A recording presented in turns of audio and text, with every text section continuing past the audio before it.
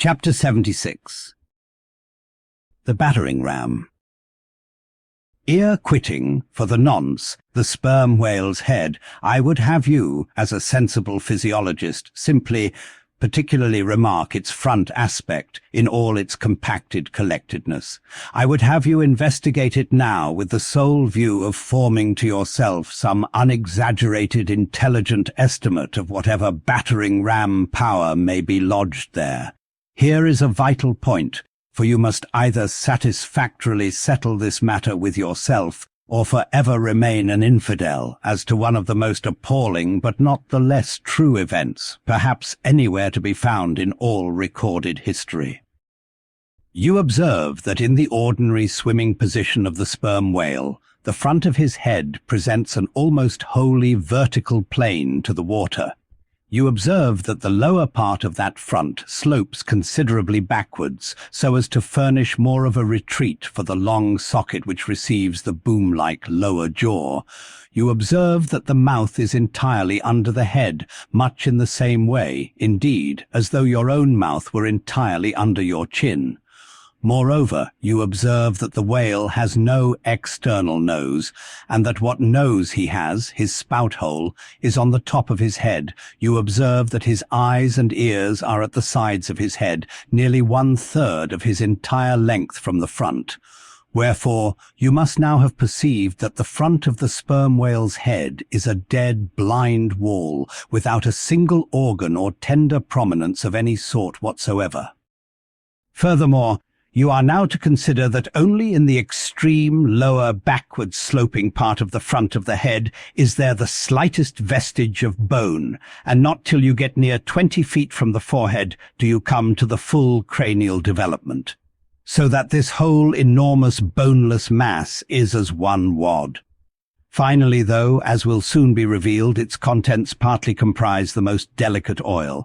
Yet you are now to be apprised of the nature of the substance which so impregnably invests all that apparent effeminacy.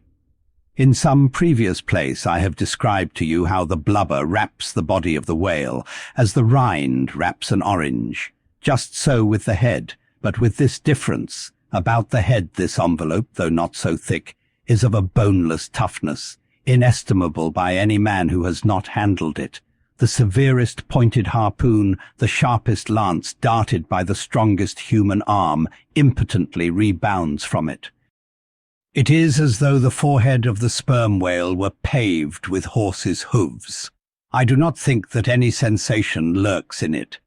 Bethink yourself also of another thing. When two large loaded Indiamen chance to crowd and crush towards each other in the docks, what do the sailors do? They do not suspend between them, at the point of coming contact, any merely hard substance like iron or wood.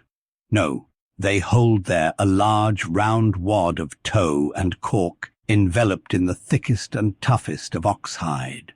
That bravely and uninjured takes the jam which would have snapped all their oaken handspikes and iron crowbars.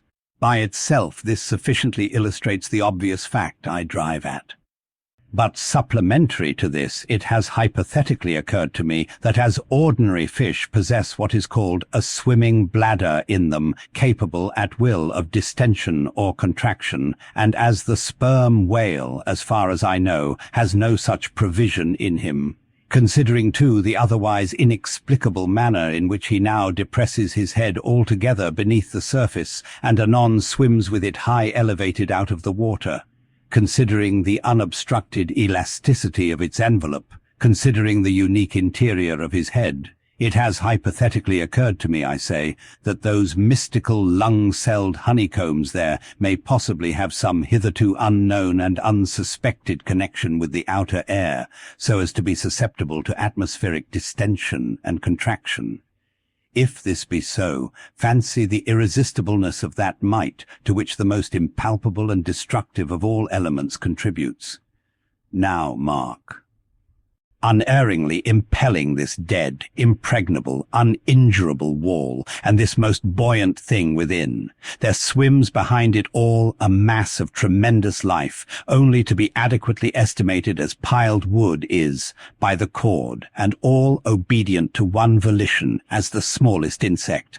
so that when I shall hereafter detail to you all the specialities and concentrations of potency everywhere lurking in this expansive monster, when I shall show you some of his more inconsiderable braining feats, I trust you will have renounced all ignorant incredulity and be ready to abide by this, that though the sperm whale stove a passage through the Isthmus of Darien and mixed the Atlantic with the Pacific, you would not elevate one hair of your eyebrow.